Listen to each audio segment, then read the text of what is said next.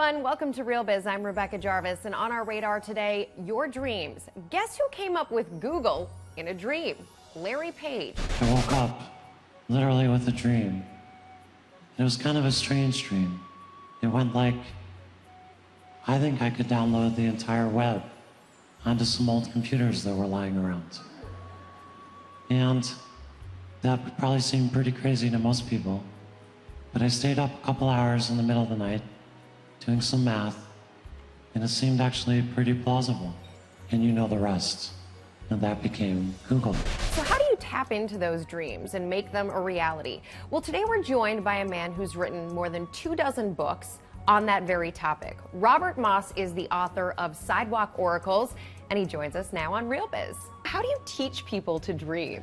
Well, you tell them it's going to be a lot of fun. They've been missing the movies. You explain to them that a dream might be a wake-up call to open your inner sight and see something beyond the obvious. I'd like you to get comfortable and relaxed. Let the drum make it easy to go on a dream and bring back gifts. We're entering the dream space. Let the drum make it easy. How do you know if a dream is a wake-up call? Well, your feeling is going to tell you. The first thing to think about when you have a dream, when you remember something, is how do you feel about it? Do you feel good, bad? Does it feel urgent? Does it feel personal? Does it feel blah? That's going to tell you whether you should do something with it. The next thing to do is run a reality check. Say to yourself, what do I know from this dream the rest of my life? How does it relate to my life? I'm running away. Where do I do that in the rest of my life? I'm Superwoman. Where could I claim that power and be Superwoman in some way in my everyday circumstances? You ask yourself, could any of this play out in some way in the future? Because, Rebecca, one thing we need to know is dreams are forever coaching us on challenges and opportunities that lie ahead. And if we can catch those messages, we can make better choices.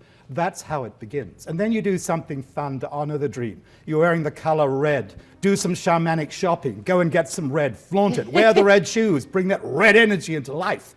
Then you're embodying the energy of the dream, and you're committing real magic, Rebecca, which is the art of bringing gifts from another reality into this one. I love that as you said red, our graphics turned red right behind you That's on synchronicity. cue. That's synchronicity. The world is listening. One of my favorite dreams is flying. What does that mean? I've never met anybody who does not enjoy their flying dreams. It might mean that you're flying above your ordinary circumstances. You have a certain freedom available to you and a certain perspective, the ability to look at life issues from an aerial perspective like an eagle that you could borrow. It might be about sex. You're having a tremendous astral experience in your dreams and you wake up juiced and happy. It could be about the fact that in dreams we actually travel beyond the body and the brain, and we have these experiences. That's what a lot of people have thought historically. Whatever it is, it's fun. And if you've been flying in your dreams, here's something you can learn. You can learn to do it any time you like. How do you learn to do that? I would love to dream more about flying. Practice, practice, practice. We make a little bit of time in our busy schedules for these things. We maybe give ourselves 10 minutes more in the morning before we are ripped out by the alarm clock into the busyness of life. Tell yourself, for example, I can have a vacation tonight and not pay for the plane ticket, not have to wait for my bags. Just set that intention. When you say set that intention, as you're going to sleep at night, what do you do? Say, I'd like to meet my dream lover tonight and remember, or I'd like to have fun tonight and remember, or maybe you've got a particular theme on your mind. I'd like guidance on such and such. I'd like to dream on this. When you wake up, write something down. Doesn't matter whether you don't have a dream initially. Write something down. Under the shower later on, something more might come back. When it comes to dreams, is there one interpretation? Because in your business, I'm sure there are a lot of people out there sharing different types of interpretations of the exact same dream. How do you know the difference? I love the variety of interpretations that are available, and I don't want to exclude any category. There are Freudian dreams, there are Jungian dreams, there are all sorts of dreams.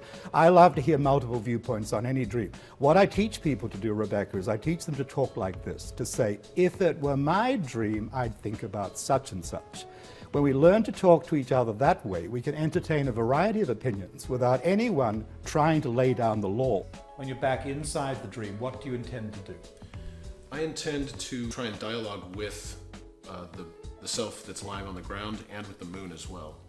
I know a couple of people who say they've never dreamed. Yeah. They believe that they've never had a dream. Is that possible? I doubt that they'd be alive. I doubt that they'd be human if they literally did not dream. I mean, the people in the white coats in the sleep laboratories tell us that everybody, including those hard heads who say I don't dream, are dreaming in maybe 5 cycles of dreams during sleep every night. So if you say you don't dream, it just means you haven't found a reason to make room for this yet. Dreaming is part of our human birthright. It's part of our gift. It's part of the fun, guidance, healing potential that we have. It's a pity if you're missing out. How does somebody who has not, they don't believe that they've had a dream, how do they tap into that and make sure that they start having a dream in the future? Well, one of the games I suggest to people is, hey, okay, you think you don't have a relationship with dreams in the night. Develop a relationship with the dreamlike symbols of everyday life around you. That's the theme of the new book, Sidewalk Oracles. As you go down the street, play the game of assuming that the first unlikely, unexpected thing that comes up in your field of perception is going to be something like a dream symbol or a sign for you. When people start tapping into the way that ordinary life, through synchronicity, is speaking to them, sometimes they open the dream source. Can I tell you a quick example? Please. Okay, so I had a woman in one of my very first ever public dream classes who did not remember dreams. We discussed why. She said, I think it's my fear. She said, I think that I'm worried that my dreams are telling me my job is gone. Okay, I said, you have no dreams. Play this game tonight. On your way home, look for the first unusual, unexpected thing that comes up in your field of perception from the world around you, like a dream symbol. So she leaves. She has a thought in her mind, is my job safe? She's driving home in an area she knows very well, but suddenly, out of the dark comes a truck. It puts on its high beams, it puts on the air horn, it's threatening to drive her off the road. She's driving the wrong way down a one-way street for several blocks. She comes back the next week. I got my message. The job is finished. I'm going the wrong way down a one-way street. And she says, but Robert, what happened when I got my message is my dreams opened again. Can I tell you a dream? She says, sure. I dream I'm in Washington, D.C.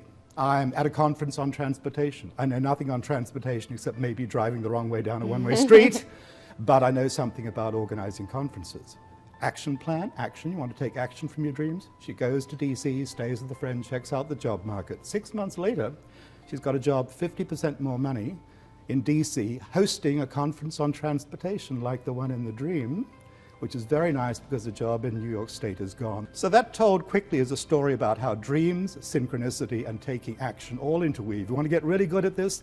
Learn to take action from your dreams. Learn to bring energy and guidance into the world. Let's say you have a recurring dream about work and you're constantly working through something at work and it's not coming to you. Whatever it is, it just feels fruitless. What do you do with that dream? Well, I would say, okay, this dream is maybe holding up a magic mirror to my situation. And if I really cannot resolve the situation and the dream is holding up the mirror again and again, look, Robert, this is how it is, maybe I need to get out of that job and do something else. Alternatively, when I look at the details of the dream, I might find clues inside the dream how to handle things better in that work situation. Because I'll say this, Rebecca, with as much clarity as I can. Dreams always tell us more than we already know. They might be big, they might be small. It might be about small things. But dreams are always taking us beyond the information and assumptions the ordinary brain has available to it. So I'd look at those dreams and say, geez, another of those boring workplace dreams, frustrating, repetitive things, but maybe there's a clue in the dream as to how I could negotiate the situation better. Give me 5 tips for people who are trying to work through their dreams. In terms of understanding dreams. And understanding their dreams and doing something with that understanding. Feelings. Always consider your feelings. Your first feelings will tell you whether this is worth spending time on or not, whether it's good or bad. Reality check, compare what's going on in the dream with your situation in life and see whether you could do better by borrowing something from the dream. Consider the future aspects revealed in the dream. Is the dream showing you something that lies around the corner? Stand under the shower thinking about the dream and see if you can put yourself back into the dream action and bring back more information, because the meaning of dreams is actually inside the dream experience itself. We remember bits and pieces, fragments, but if you can get yourself inside the dream, you might be able to understand it better and you might be able to resolve a mystery.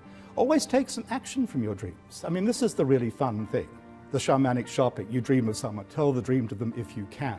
You do some research, you dream a funny word, you ask Auntie Google or some other online source to help you with that word. So take some action from the dream. Thank you so much, Robert. What a pleasure. You're a dream host. Thank you, Rebecca. May your best dreams come true. I sure hope so. Thank you.